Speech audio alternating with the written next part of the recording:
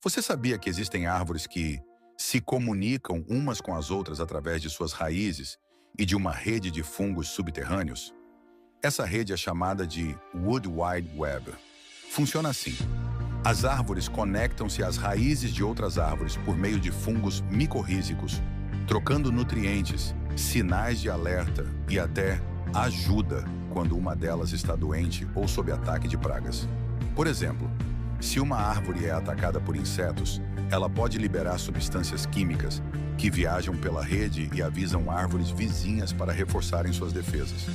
Ou seja, a floresta não é apenas um amontoado de árvores isoladas.